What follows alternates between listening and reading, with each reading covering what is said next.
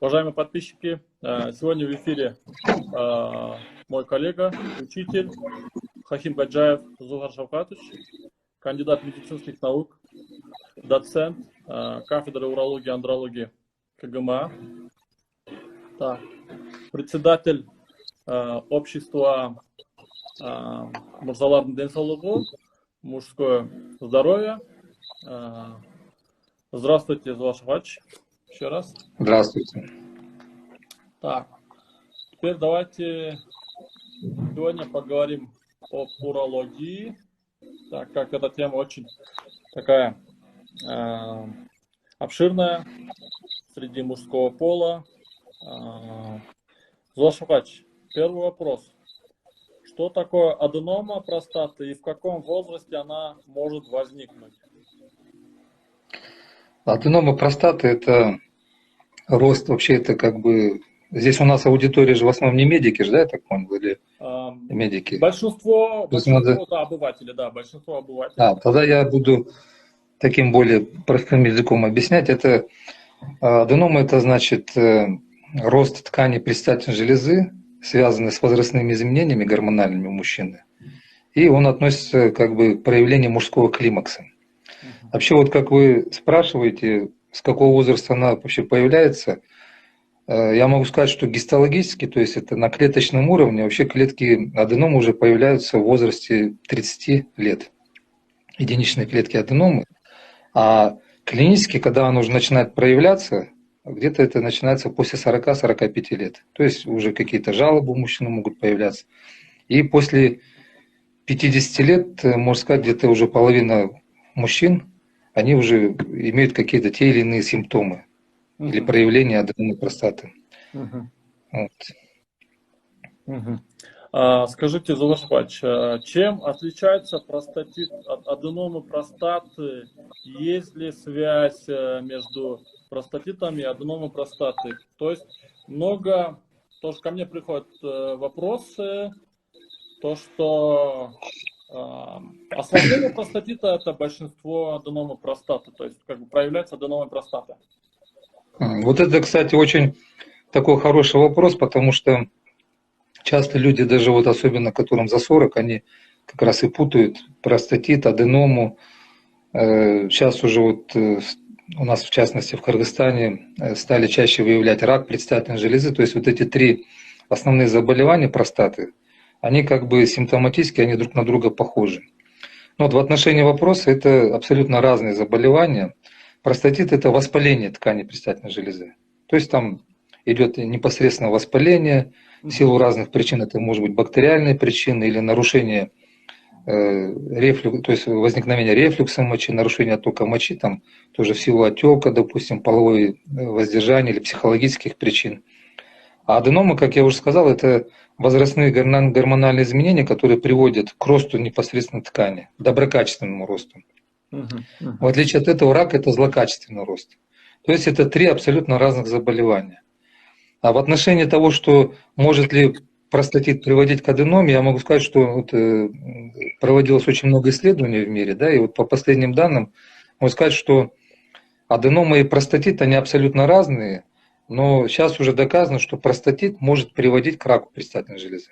Вот. Спасибо. Да. Спасибо за ну вот я хотел сказать, что часто мы, когда делаем операции, особенно вот эндоскопические операции, то есть такой отдельный диагноз, называется аденомит, то есть непосредственно воспаление аденомы. То есть она отличается от простатита, потому что там идет нагнение вот этой опухоли от доброкачественной. То есть это абсолютно разные заболевания с похожими симптомами. Да, очень хороший ответ. Так, продолжаем тему аденомы, Зугар Шавкатович. И правда ли, что вылечить аденому простаты можно только хирургически? Есть ли варианты консервативного лечения, то есть препаратами, без хирургического вмешательства? Ну, здесь вопрос такой как бы немного неправильный, потому что, как я сказал, аденома – это проявление мужского климакса, то есть это заложено уже природой программа, да, генетической, поэтому то, что заложено, оно не лечится. Здесь другой вопрос, то есть другой момент, что можно ли приостановить прогресс роста вот этой аденомы, да. Мгм. То есть, в принципе, если своевременно, например, взяться за это, есть различные препараты, которые вот как раз регулируют это гормональные изменения. То есть Мгм. можно как-то притормозить рост или остановить его. Но остановить, наверное, я думаю, вряд ли получится, но, по крайней мере, притормозить и не довести до хирургического лечения.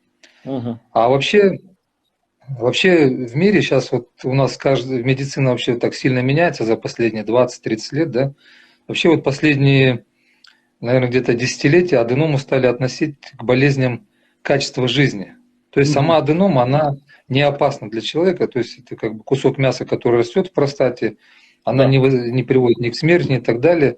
Опасно это последствия аденомы, потому что за счет роста она начинает пережимать мочеиспускательный канал, и человек, мужчина, вот с трудом начинает мочиться, соответственно, идет нагрузка на мочевой пузырь, и когда возникает какая-то декомпенсация, стадия декомпенсации, то уже идет как бы накопление остаточной мочи в мочевом пузыре, то есть уже мужчина не может до конца мочиться, это как бы образно говоря, когда мочевой пузырь уже выдыхается. Мгм. И моча начинает уже накапливаться в верхних мочевых путях, и в частности в почках, и это заканчивается почечной недостаточностью. Ну, это, конечно, сейчас в 21 веке это, можно сказать, нонсенс, но буквально вот 20-30 лет назад это было достаточно частое явление. Поэтому основная задача, когда речь идет о лечении аденомы простаты, это улучшение качества жизни. И Мгм. даже когда мы подходим вот насчет хирургического лечения, то есть тактика лечения определяется именно больше, наверное, ориентируется даже не на размеры аденомы, хотя это тоже учитывается, а больше все-таки идет ориентир на симптомы, насколько страдает качество жизни. Мгм. Если качество жизни сильно страдает и лекарственная терапия не помогает, тогда, конечно, уже мы берем на хирургическое лечение. Мгм. Отлично. А, Как бы еще один вопрос пришел к нам, как ведущему сексопатологу, андрологу, Лошакач, это вам. То есть, если в 35 лет у мужчины на фоне стресса начались проблемы с потенцией, стоит ли идти к урологу или проблема решится сама собой? Ну, я думаю, что если есть проблема, в частности, вот нарушение потенции, то лучше, конечно, сходить к врачу, потому что чтобы проблема решилась сама с собой, это либо человек должен быть психологически очень сильный, но это настолько сильный, что, можно сказать, так не бывает, да? Мгм. А потом есть несколько разные виды нарушения потенции, это и органическое, может быть, психогенное, то есть диагноз может только врач поставить. Мгм. Если, например, то есть пациент должен обратиться к врачу, Мгм. и если там именно диагноз ставит, что это психогенное нарушение потенции, то может быть какие-то успокоительные препараты и так далее, может быть какие-то там психотерапия, там может быть даже это семейная терапия, и в принципе это все восстанавливается. Если же какая-то органика, там, то надо выявлять причины и потом уже корректировать. Мгм. Мгм. Хорошо, отлично. Вот один из наших зрителей задает вопрос, Кадырбеков. Варикоцеле можно ли без операции лечить? То есть ли лечение консервативного типа? Но вообще варикоцеле относится уже к такой, к органической патологии, и там несколько стадий. На ранних стадиях, ну это я вот сейчас как бы из своей практики могу сказать, что на ранних стадиях э, мы как бы не оперируем, но в то же время, чтобы прогрессирования не было, в таком случае мы молодым ребятам рекомендуем ограничивать физические нагрузки, потому что это одна из основных причин Мгм. развития варикоцели. Да? Но учитывая, что все-таки, особенно наш вот азиатский менталитет, что мужчина это человек, который должен быть физически активным, сейчас тем более вы знаете, популярно вот занятия спортом, походы в фитнес, да, ну, среди молодежи сейчас вот Мгм. здоровый образ жизни с каждым годом становится все популярнее и популярнее, то, разумеется, большинство молодых парней, они занимаются чем-то, какими-то видами спорта, а любая нагрузка, то есть повышение внутрибрюшного давления, то есть это напряжение пресса, да, брюшное, Мгм. она приводит, разумеется, к повышению давления вот это и приводит к застою в венах Мгм. и дилатации, то есть расширение вен и идет прогрессирование. Поэтому лично я как советую, если уже варикоцеле пошло, то есть это как бы врожденная недостаточность клапанов, оно по-любому будет прогрессировать, потому что мальчик, он в любом случае мальчик, он будет активный физически. То есть полностью исключить физическую нагрузку невозможно, да? Да, Особенно конечно, мальчикам. обязательно. Ну, я Да. советую, говорю, вы занимайтесь, ни в чем себя не ограничивайте. Если она доходит уже до второй стадии, придете, мы сделаем вам операцию. Сейчас, кстати, вот микрохирургические операции достаточно эффективные, с очень низким процентом рецидивов и осложнений, поэтому это как бы не страшная проблема. И Да. после операции, пожалуйста, они где-то через пару месяцев они продолжают занятия спортом. Очень много спортсменов приходит, оперируются, да? Мгм. Поэтому, если у молодого человека выявлена варикоцелия, начальная стадия, то я бы советовал продолжать жить, не ограничивать себя ни в чем, а потом это всегда можно откорректировать и дальше иметь хорошее качество жизни. А если Да, во всем себя ограничить, конечно, это будет уже не то. Но конечно. главное не доводить до третьей стадии, когда уже идет изменение в структуре яичка, и это может закончиться бесплодием. Поэтому Не доводить человек до должен быть под катастрофы. наблюдением. Да, под наблюдением у врача. Да, я дополню, вот в нашем центре, вот где мы работаем с моим коллегой и учителем, Фаршбатшем, мы делаем вот уже в течение 5 лет, наверное, да, Фаршбатш, мы вот мармара, операцию мармара делаем, это микрохирургическая операция, Да. которая как бы во всем мире делается. Ранее мы делали операцию Иванисевича, который как бы в советское время еще делали, и как бы больше рецидивов, больше осложнений было, я так думаю, и на данный Ну там, момент. да, там и минусов больше, потому что, во-первых, там надо работать возле брюшной полости, то есть есть риск там повреждения брюшины, потом, значит, заживление, там до 6 месяцев нельзя заниматься то есть, какие-то Нагрузками? физические нагрузки, то есть очень Да. много ограничений. После мармара, в принципе, ну, моим пациентам, я говорю, уже через месяц, в принципе, они уже могут заниматься активно спортом. И После менее мармара, да. травматично, да. Поэтому на сегодняшний день варикоцель это тоже не проблема. Да. Поэтому молодые ребята, если у вас вдруг выявили варикоцель, не бойтесь, доктора вам всегда помогут. Да. И как бы более быстрее восстанавливается пациент, да? Да, главное вовремя прийти, и если, допустим, это ранняя стадия, надо наблюдаться. Потому Мгм. что бывает, люди запускают, и может развиться такие серьезные осложнения, как бесплодие. Мгм. Коротко ответьте, пожалуйста, Золотой Врач, как часто должны мужчины посещать уролога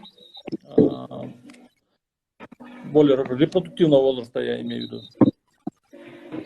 Но это такой вопрос, знаете, во-первых, если мужчина абсолютно здоровый, мне кажется, ему не надо посещать уролога. Мгм. Ну, вообще, как бы по международным стандартам, единственное, когда надо посещать уролога, это мужчинам более старшего возраста, после 40 лет, потому что вот особенно в европейских странах, вот возвращаясь к нашей теме по болезням простаты, да, Мгм. сейчас на сегодняшний день среди онкозаболеваний рак предстательной железы, вот среди белой расы и черной расы, он как бы занимает одно из ведущих мест. Нам с вами повезло, то, что мы азиаты, у нас это статистически встречается реже намного. Реже. Поэтому у нас как бы в Кыргызстане, ну, может быть, меньше на это обращается внимание. Мгм. А вот в европейских странах и так далее рекомендуется после 40 лет раз в год, раз в 2 года сдавать такие анализы, как ПСА, которые способствуют раннему выявлению Мгм. онкологии и своевременной помощи. А вообще, если человек здоровый, в принципе, я думаю, ему не обязательно посещать уролога. Вообще Мгм. надо к врачам идти, когда есть какие-то симптомы. Потому Мгм. что здесь много и психологических факторов. Говорят же, меньше знаешь, лучше спишь. То есть, Да. если у вас нет каких-то генетических предрасположенностей, сопутствующих заболеваний, если у вас ничего не болит, все хорошо, все отлично, зачем к врачам идти? Потому что пойдете к врачу, обязательно что-нибудь найдут. Потом Да. человек начнет думать, и у него это начнет появляться, понимаете? Ага. Мысли же материализуются. Конечно. А более взрослым мужчинам, пожалуйста, после 40-45 лет, ну, в Центральной Азии это можно где-то раз в 2 года, раз в 3 года сдавать анализ ПСА. Так на всякий случай просто и все. УЗИ Мгм. простаты можно проходить. И Более все. банальные, да, вы имеете в виду обследования? Да. Ну, потому А, что если прям уж так хотят идти, а в целом, я думаю, надо к врачам ходить, если что-то беспокоит. мгм. Так, Золотой, следующий вопрос относительно по массаже простаты, который как бы всегда остается вопрос спорным. Здравствуйте, мне 55 лет, и в этом возрасте многие рекомендуют проводить урологический массаж простаты. Эта процедура обязательна в моем возрасте? Или можно обойтись? Ну, я думаю, Спасибо. в 55 лет, я думаю, наоборот. Потому что, во-первых, мы не знаем его. Вот, в первую очередь я бы советовал, если вам за 45, за 50, если вы идете к урологу даже с простатитом, вы номер один, вы должны сдавать анализ ПСА. Потому что, как я сказал, после 45 лет есть какие-то риски. Ну, у нас, я говорю, в Азии, может быть, эти риски меньше, чем в Европе. Но учитывая здесь национальный фактор, у нас же многонациональная страна, поэтому, может быть, если человек там европейской расы, да, он более подвержен риску, да, допустим, онкологии. Поэтому в первую очередь ПСА. Почему? Потому что сейчас в последнее время, вот последние годы очень популярны какие-то физиопроцедуры, тоже массаж, он относится к физиопроцедурам, а они могут, если даже, не дай бог, там у кого-то в простате какие-то клетки были злокачественные, эти физиопроцедуры, они могут спровоцировать рост. Поэтому вообще после 45 лет физиопроцедуры, включая массаж простаты, я бы не рекомендовал. А вообще к массажу отношение такое неоднозначное во всем мире. Например, массаж очень популярен в бывших странах Советского Союза, то есть в странах СНГ. В западноевропейских странах, в Америке массаж среди врачей-урологов не популярен. То есть западные страны считают, что западные врачи имеются в виду, они как бы считают, что это неэффективен. То есть это как бы больше эффект плацебо идет, да? СНГовские врачи считают, что он эффективен. То есть это как бы всегда остается таким вопросом. Но я из своей практики могу сказать, что потому что вот в процессе карьерного роста, допустим, мы помню, когда Советский Союз разрушился, сразу все начали западную идеологию воспринимать. Потом обратно это. Я, например, помню, я был прям таким поклонником европейских стандартов. Я говорил, все это все ерунда, оказывается, мы все вообще ничего не соображаем. Да. Но потом со временем, это как бы после я успокоился, со временем я все-таки пришел к выводу, что массаж в каких-то случаях он эффективный. Эффективно, особенно при простатите. Но я повторюсь, опять же, это эффективно не то, что эффективно, оно может быть и в более старших возрастных группах эффективно. Ну, просто в более старших возрастных группах это более опасно. А до 40 лет, в принципе, многим больным он очень хорошо помогает. Но я говорю, сейчас опять больше используют какие-то физиопроцедуры, которые и массаж делают, и прогревают простату. То есть они тоже хорошие, но там надо очень аккуратно. Вот. Хорошо. Поэтому массаж, вот этому пациенту, конечно, я думаю, 55 лет массаж не нужен точно. Спасибо за ответ. Вот подписчик Анархан Н задает вопрос. Здравствуйте, скажите, пожалуйста, самые распространенные причины бесплодия у мужчин и их профилактика? Причин бесплодия у мужчин очень много. И вот к предыдущей теме возвращаясь, одна из основных причин, это статистически, можно сказать, где-то около 15-18% причин бесплодия, почти каждый пятый мужчина, это является как раз-таки варикоцель, о котором мы говорили. Вот. Потом причины бесплодия, это могут быть воспалительные заболевания, тот же, опять же, простатит. Вот. Но это все по нашей теме получается сегодняшний день. Простатит, гормональные нарушения, то есть врожденные там, то есть, причин очень много, поэтому сейчас, если все причины мы будем, генетические причины и так далее, я думаю, людям, наверное, интересны наиболее распространенные причины. Вот я могу сказать, это значит варикоцели и воспалительные заболевания, в частности, простатит. Вот дополнение к этому вопросу, еще один наш подписчик задает вопрос о влиянии алкоголя и курения на качество спермы. Что вы можете об этом сказать? То есть к теме бесплодия. Знаете, вот в отношении курения как бы трудно сказать что-либо, потому что больше курение влияет, наверное, на сосудистую систему. Почему вот кардиологи именно говорят, что в первую очередь надо бросать курить, да? Если опосредованно через сосудистую систему за счет развития каких-то изменений и, соответственно, нарушения питания, допустим, в яичках, в той же предстательной железе, в половом члене, то может какое-то влияние быть опосредованно. А то, что алкоголь влияет на курение, это однозначно, потому что алкоголь – это враг номер один для предстательной железы. То есть любой прием алкоголя, он вызывает отек ткани простаты, а в простате, как вы знаете, вырабатывается очень много веществ, которые активируют сперму, которые там питательные вещества для спермы, благодаря которым сперматозоиды достигают яйцеклетки. Если они не вырабатываются или их мало, то, разумеется, наступление беременности, шансы наступления беременности уменьшаются. Да, вот теперь давайте... Поэтому алкоголь это, наверное, все-таки более такой серьезный фактор, чем даже курение. Ну, конечно, курить тоже вредно, поэтому и алкоголь, и курение нежелательно. Кстати, вот употребление конопли тоже есть научные работы, где было доказано, что часто употребление конопли, то есть марихуаны или как анаши по-разному, да, она называется, оно влияет как раз на мужское бесплодие тоже. Вот сейчас очень много вопросов приходит по поводу потенции, то есть эректильной дисфункции. В простонародье говорят импотенция. Что может привести к возникновению проблем с потенцией? И если появились проблемы с эрекцией, это уже навсегда или как можно исправить? Ну, в наше время, в 21 веке, я думаю, все можно исправить. Медицина достигла такого уровня. Вот. А, конечно, причин развития нарушения потенции очень много.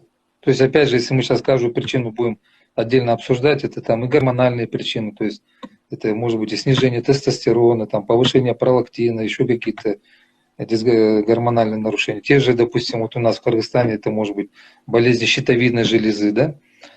Сахарный диабет, это вообще, можно сказать, основная причина именно нарушения эрекции, потому что вообще, наверное, если более так обширно говорить, мы могли бы сказать сексуальное расстройство, не сексуальное нарушение, потому что часто люди путают, например, такие нарушения, как быстрое семяизвержение, там, или наоборот, нарушение семяизвержения, то есть отсроченное или отсутствие, тоже относятся к нарушениям сексуальным или к нарушению потенции называют.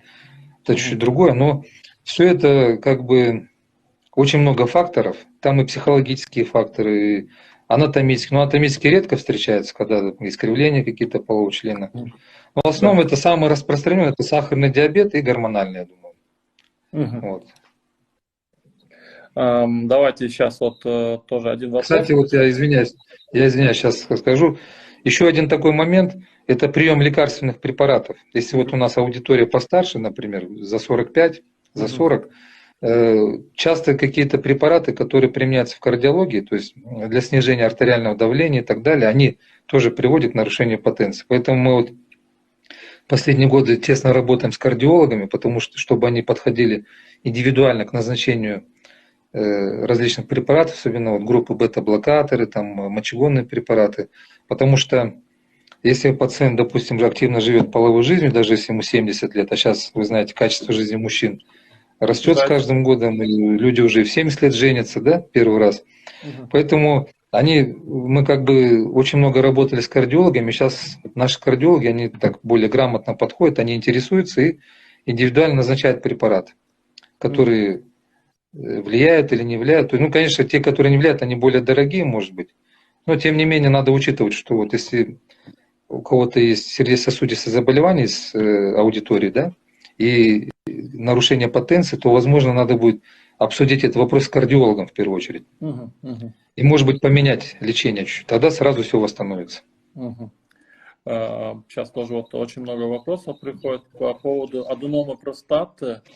И какие вы знаете меры профилактики, либо что можно предпринять, чтобы предупредить развитие аденомы простаты? Ну, я в самом начале сказал, что это проявление мужского климакса, а это то, что заложено природой, генетически, это никак не предупредишь. Единственное, можно предупредить, это простатит. Простатит, простатит, я как сказал, первый враг простатита – это алкоголь. Второй – это переохлаждение.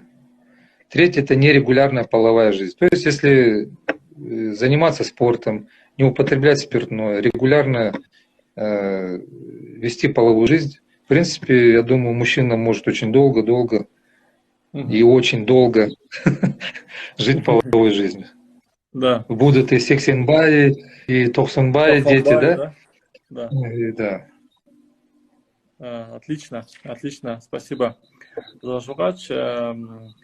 Вот по поводу еще, вот, продолжая тему простатита, да, большинство у наших пациентов хронический простатит.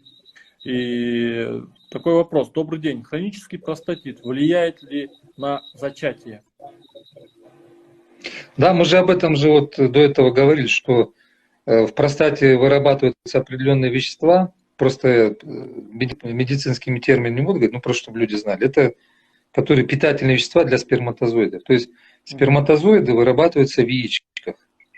Мгм. Часто бывает, что количество сперматозоидов нормальное, то есть яички отлично работают, но доходя в процессе полов, доходя до области простаты, где они смешиваются с секретом предстательной железы, который полон должен быть, ну, как образно говоря, там дается провиант для сперматозоида, который он берет себе на этот, и с этим провиантом он должен добежать до яйцеклетки. Вот. И если в простате какие-то проблемы, провианта нет, то голодный человек, конечно, не добежит. А здесь, в частности, это будет голодный сперматозоид, обессиленный. И поэтому простатит, конечно, надо обязательно лечить. То есть простатит может привести к бесплодию, да? Да, но это корректируемое бесплодие, это как бы не страшно, поэтому здесь просто надо пролечиться, и, в принципе, все будет нормально. Если, конечно, там других причин нету, там генетических, еще каких-то более серьезных причин. То есть это все врач-уролог должен выявлять. Вот.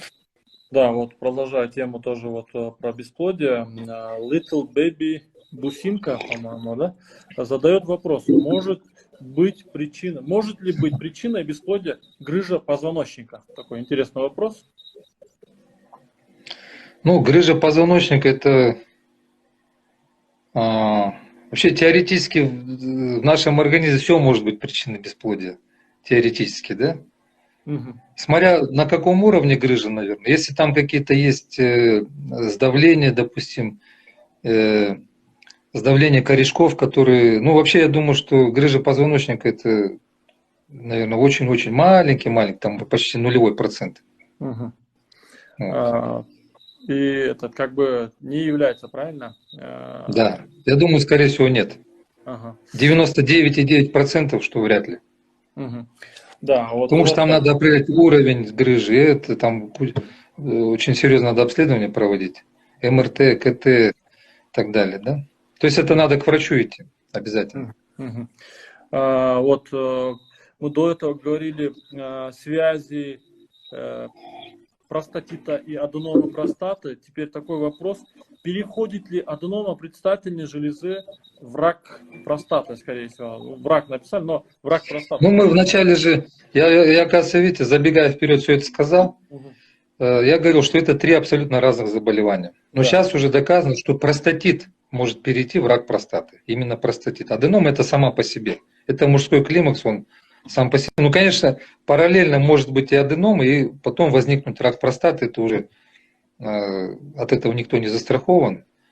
А именно непосредственно, чтобы какая-то болезнь перешла в другую, параллельно они все могут быть, сосуществовать. Да? Может быть у одного больного и простатит, и аденом, и рак одновременно. Да? Но чтобы одна в другую перешла, аденома в рак не переходит. А простатит за счет того, что особенно когда длительно текущий, там, с выраженным воспалением, когда идет это как раз нарушение клеточного формирования клеток и так далее, то это как раз может привести к раку. Поэтому простатит он больше, наверное, может привести. Больше влияет, да? Ага. Да. Вот такой Эльмурат М. прислал вопрос.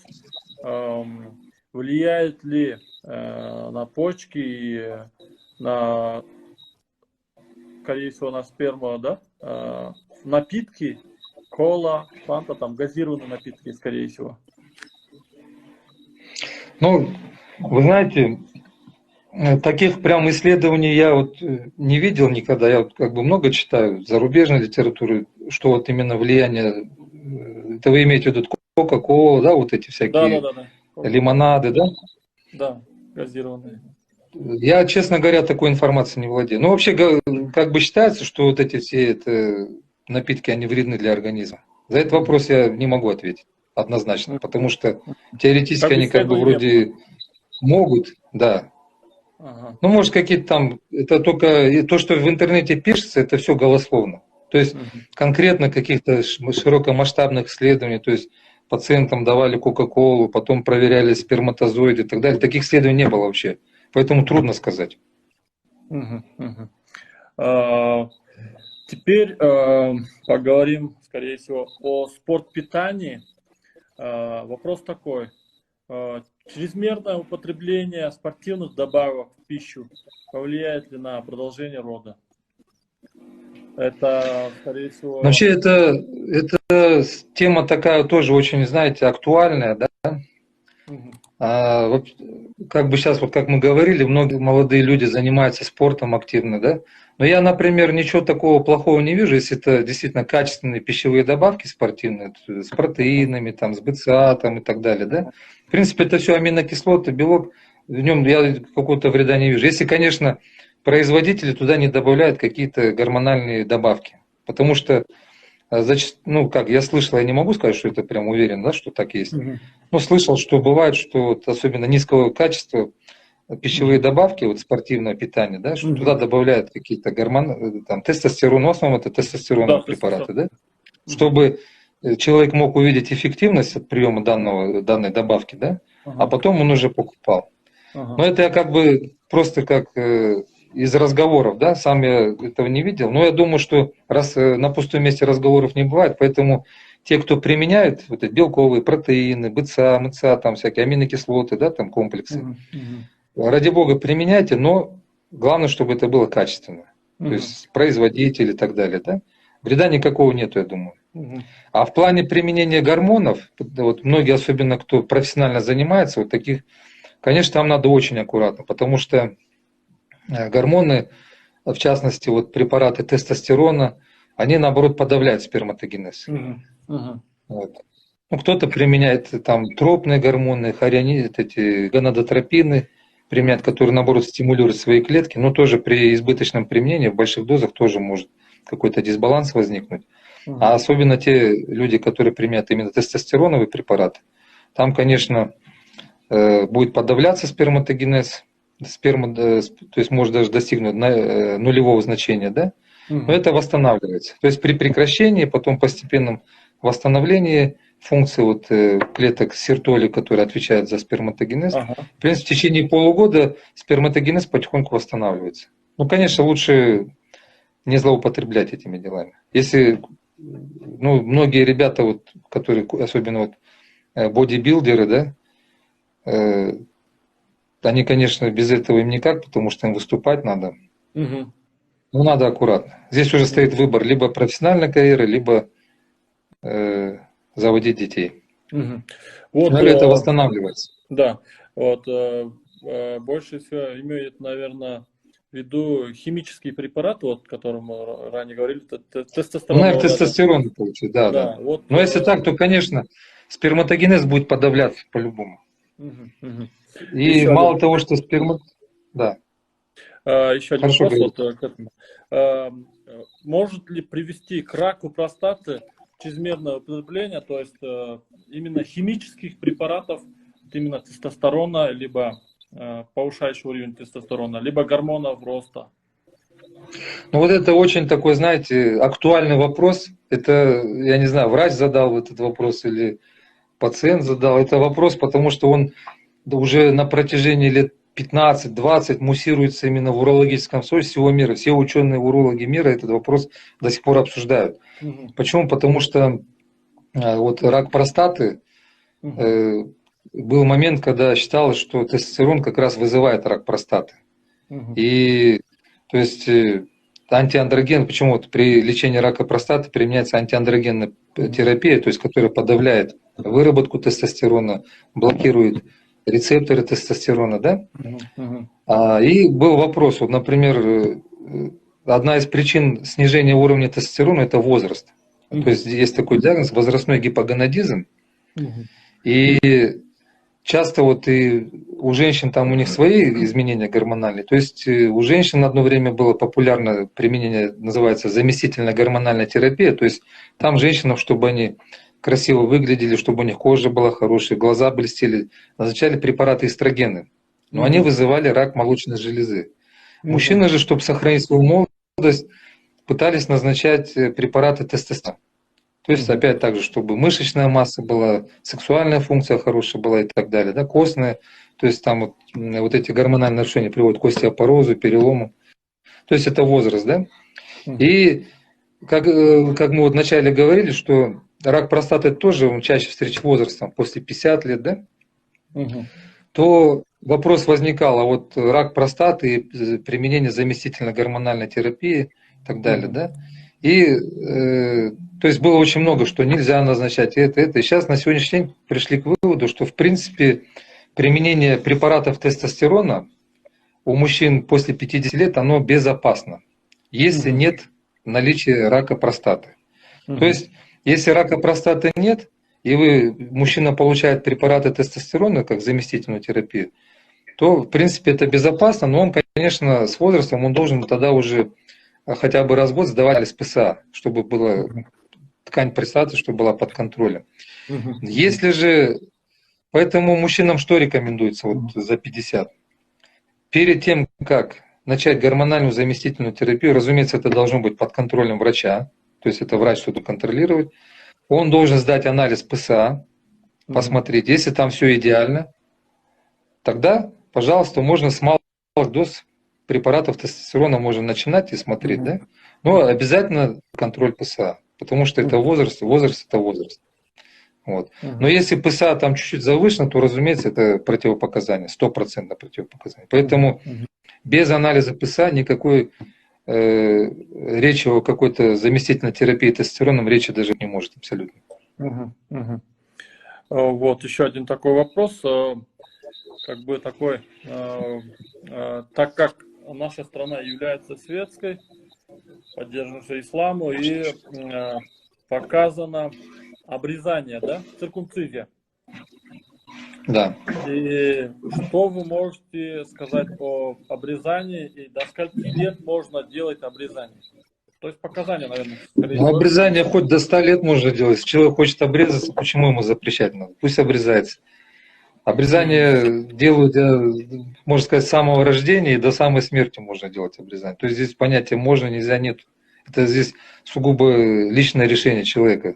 Хочет, пусть обрезается. Сейчас вот к нам обращаются же и европейское, там и христиане, и это, потому что здесь больше, я бы сказал, о плюсах обрезания.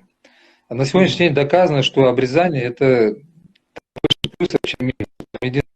Минус это кусочка кожи не будет, да?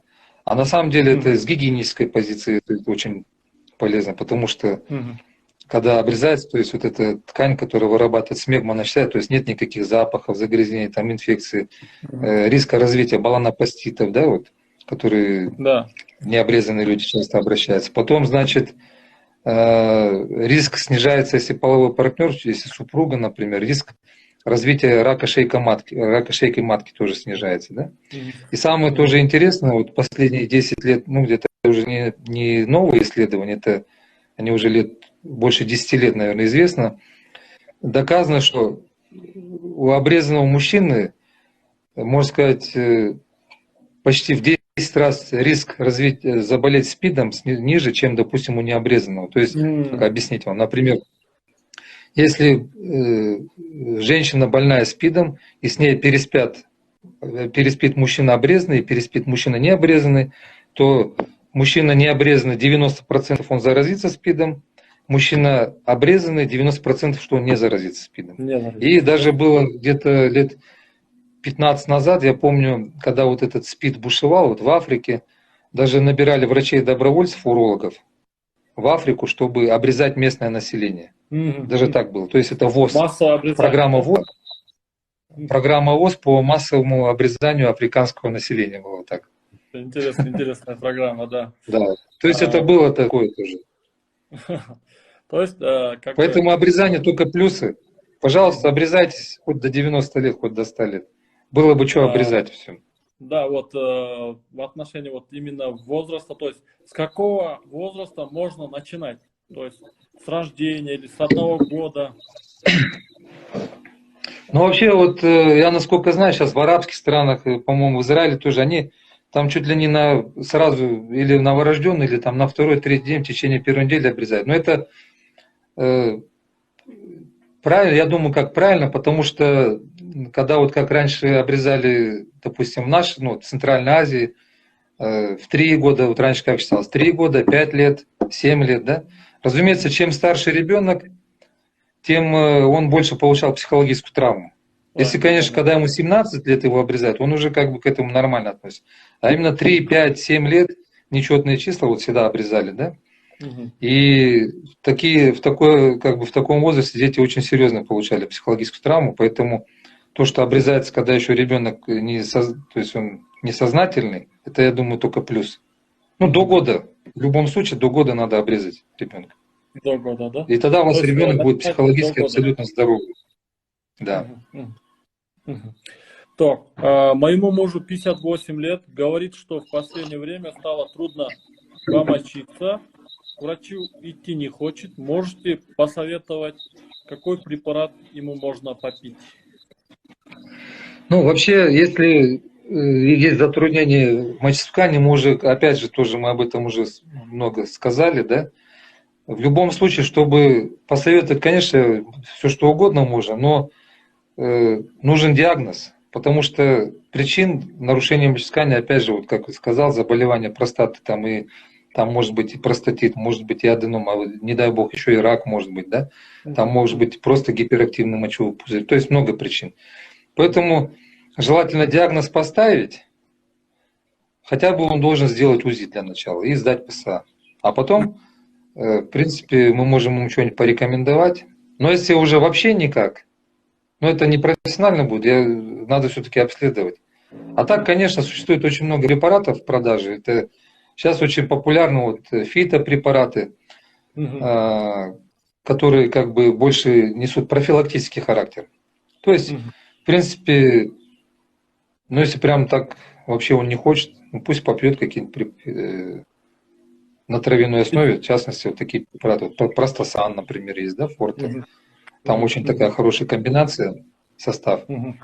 Кстати, Мгм. вот я бы хотел бы тоже вот эти вопросы о фитопрепаратах обсудить, Мгм. потому что Давайте, это давайте, сейчас да. тоже такая тема интересная.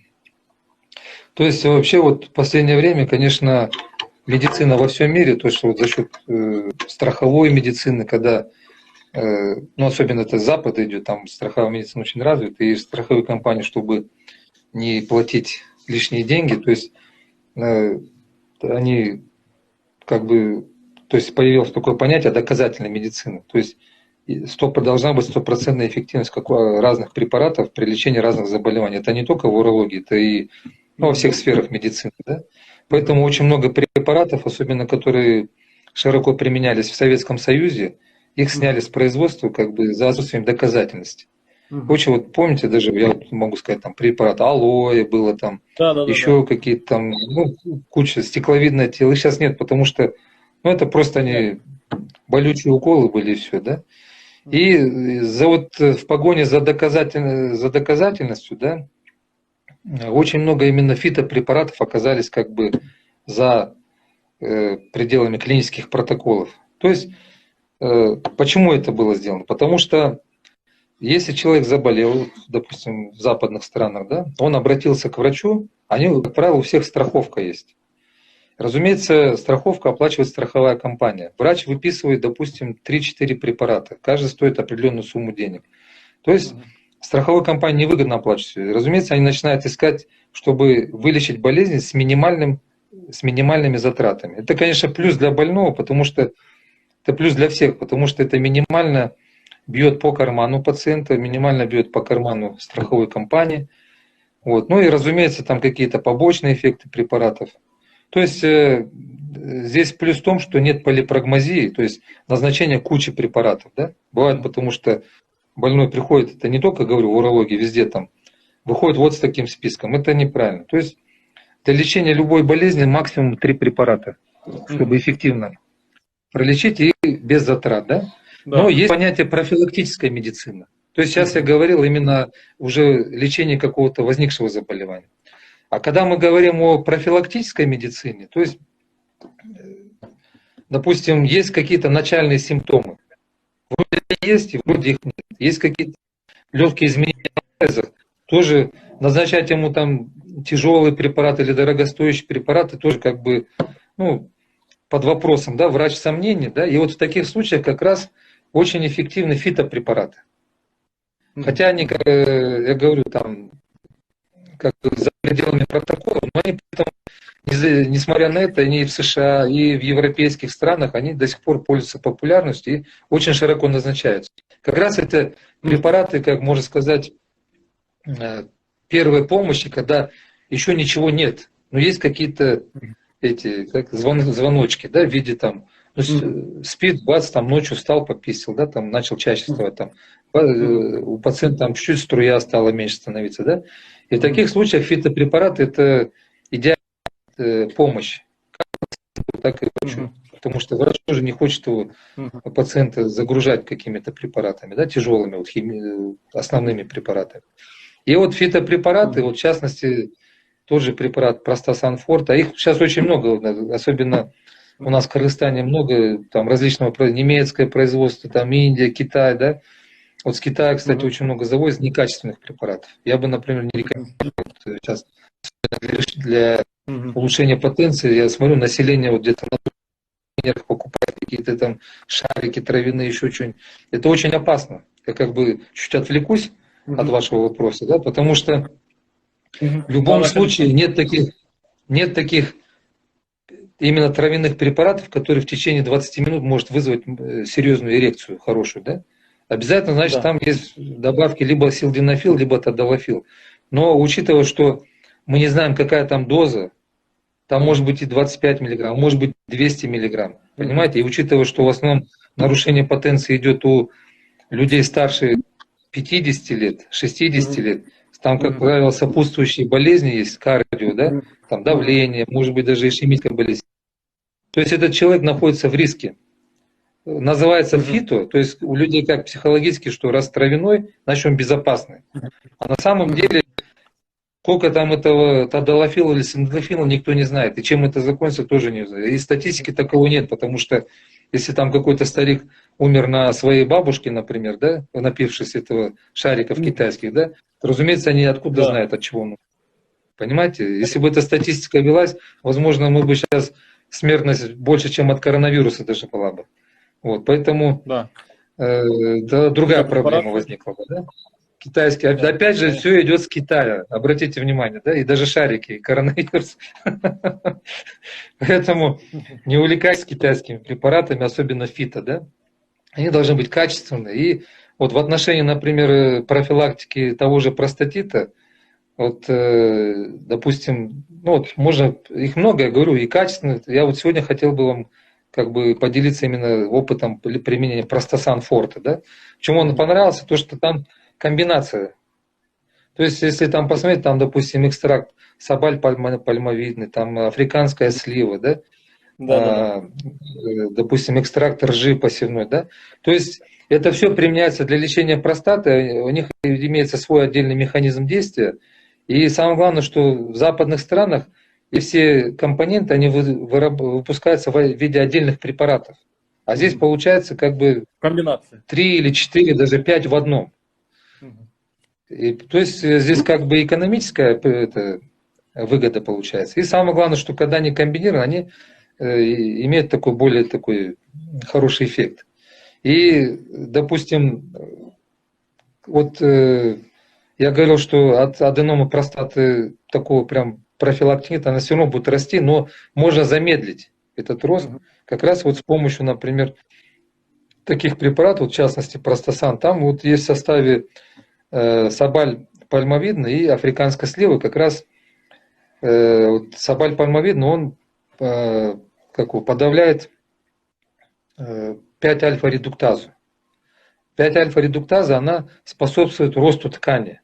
И есть отдельные химические препараты, которые применяются их называют ингибиторами 5-альфа-редуктазы. Мгм. которые применяются широко на Западе, они имеются и в клинических протоколах, да, но они эффективные. Но смысл в чем? Вот, допустим, мое личное мнение, да, чтобы получить эффект от применения ингибиторов 5-альфа-редуктазы, я не буду говорить там названия какие, да, их надо применять минимум год, ну, от 6 месяцев и выше. Это раз. Мгм. Только тогда мы видим уменьшение простаты, Мгм. уменьшение вот этого объема простаты. Но это называется compliance, когда пациент в течение 6 месяцев педантично каждый день пьет какой-то препарат очень долго. Это практически, ну, я не знаю, может, на Западе западные люди применяют. Я здесь, в Кыргызстане, в своей практике единицы, наверное, за 25 лет, единицы видел, которые вот могут 6 месяцев стабильно. Причем нам же, наша психология какая? Нам нужен эффект сразу. Ну, Мгм. ближайшие там 9-3 недели. Ну, Мгм. ждать эффекта 6 месяцев и просто пить, таких людей практически нет. Мгм. Понимаете, да? Очень долго, И да? поэтому это вот один минус. Мгм. Второй минус то, что ингибиторы 5-альфа-редуктазы за счет того, что они блокируют выработку дигидротестостерона, да, но они очень сильно блокируют, они, разумеется, влияют на потенцию. И Мгм. у нас в Центральной Азии, допустим, несмотря на то, что на Западе это достаточно популярные препараты, у нас они не прижились, как бы они продаются, я знаю, мало кто их назначает, даже из врачей, и пациенты мало применяют, э, потому что подавляется сексуальная активность. Мгм. Азиатские мужчины, они горячие мужчины. Им хочется сексуальной активности. Да? Мгм. Мгм. Вот. Поэтому э, их популярность очень низкая у нас, в частности.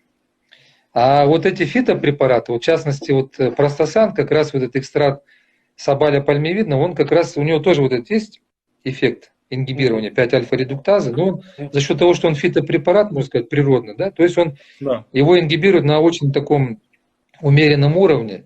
И, в принципе, э, такого выраженного нарушения потенции нет. И кроме того, что учитывая, что в этом в составе данного препарата имеется в виду экстракт женьшеня, который как бы наоборот активирует это дело, да? То есть Мгм. это там такой есть баланс. Да. Баланс, и поэтому пациенты, я насколько знаю, с удовольствием применяют этот препарат, пьют. Там, Мгм. я говорю, много факторов. То, что он фито, травяной препарат, то, что он не Да. влияет на сексуальную функцию, а наоборот, где-то даже, может быть, активирует ее, да, за счет вот повышения энергетики, да. Мгм. Вот. И здесь вот один момент, здесь в составе имеется цинк и витамин D. Мгм. Цинк, он влияет на, очень хорошо влияет на обмен веществ предстательной железы. Мгм. Соответственно, вот цинк широко применяется при мужском бесплодии, например. Мгм. А витамин D, вот сейчас доказано, что один из факторов развития рака предстательной железы является дефицит витамина D. Вообще сейчас Мгм. витамин D, он во всем мире такой очень популярно становится, потому что там Да, очень много много эффектов, назначают. особенно со стороны онкологии, да. И Мгм. вот в отношении нашей сегодняшней темы простаты, да, были исследования, когда вот в северных странах, где, вы знаете, витамин D вырабатывается за счет ультрафиолетового Солнце. излучения, вот солнечных лучей, да, у нас как бы в Кыргызстане, я думаю, дефицит витамина D тоже нет в азиатских странах. Конечно. Но тем не менее, вот в северных странах, в европейских странах, где солнца очень мало, там были исследования, когда показали, что частота рака простаты даже где-то связана именно с дефицитом витамина D.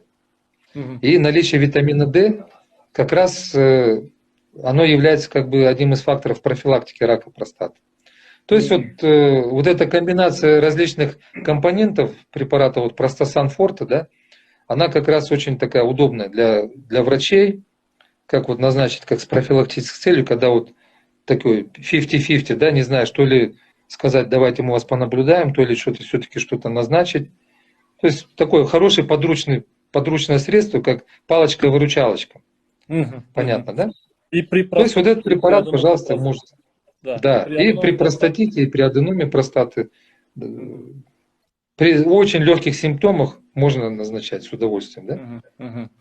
А, так, такой вопрос. Как можно к вам попасть на прием? Ну, да, ну контакты, наверное, оставят. То есть, ну, в Инстаграме, наверное, не знаю, там высвечивается, нет, в принципе, у меня страница в Инстаграме, можете там написать Да, dr.zufar. все отлично. Такой вопрос на кыргызском языке. Вот многие сейчас... Мгм. У моего мужа жолдошумдун эркек органдары муздай берет. Себеби эмнеде? Но это больше психологически. Это вот относится к категории синдром. Есть такой диагноз, синдром хронической тазовой боли. Вот, Там да. уже вовлечена центральная нервная система. Вот эти, называется, в психиатрии это называется ощущенческие или сенситивные расстройства, когда или муздаптрат, или ортрат, короче, вот эти какие-то вот непонятные блуждающие боли или холод. Кто-то приходит, говорит, наоборот, потеет яички, да, вот это. То есть это больше психологически. Но, кстати, вот простасан форте тоже можно попробовать, он, в принципе, может помочь. А Помочь, так, да? конечно, здесь надо обследовать этого пациента. Мгм. Так, я думаю, уже как бы мы, по-моему, уже завершаем эфир. Последний вопрос. Как сохранить потенцию до старости? Такой как бы оптимистичный этот вопрос. Это, это вопрос, который волнует человечество уже на протяжении тысячелетий. И вспомните, это и Чингисхан там эликсир молодости искал, и в Древнем Риме искали. Но я, как сказал, профилактика – это здоровый образ жизни. Здоровый образ жизни, правильное питание, Вот. избегать переохлаждения тех же, да, вот, алкоголь исключить, да. Ну, в общем, только, можно сказать, здоровый образ жизни. Да. Всё. Хороший сон, хорошее питание. Да, хороший сон, потому что сон полностью... Сон это вообще, наверное, номер один даже, мне кажется. Да. Вот. Стресса мало, Да. чтобы было. Мгм. Так, Но это в уважаемый. наше время, конечно, тяжело, особенно вот сейчас, особенно когда вот мы все были на карантине, не знаю, правда нет, говорят, что частота разводов увеличилась и так далее. Ну, по крайней мере, я точно знаю, что вот у меня коллеги есть, которые работают в Республиканском центре психического здоровья, говорят, что у них количество пациентов все-таки увеличилось. Увеличилось. Именно не как бы не такие вот чисто психиатрические проблемы, а больше с психологическими А, проблемами. То есть а. там стрессы, семейные какие-то там неполадки и так далее. Да? То есть Мгм. это действительно повлияло. И Мгм. были пациенты, которые действительно приходили с нарушением потенции, которое возникло вот в течение вот этих 2 месяцев. Стресс это серьезная вещь. Мгм. Мгм. Спасибо большое, Золотан Шапатович. У нас сегодня в эфире был кандидат Пожалуйста. медицинских наук, доцент кафедры урологии и андрологии Кыргызской государственной медицинской академии Хаким Гаджаев Зулфар Шавкатович. Следующие там какие-то интересующие вопросы вы можете оставить на его странице, либо у меня странице. Потом мы можем ответить без проблем в любое время. Спасибо большое. Все, спасибо вам всем тоже за внимание. Спасибо, спасибо за внимание подписчикам.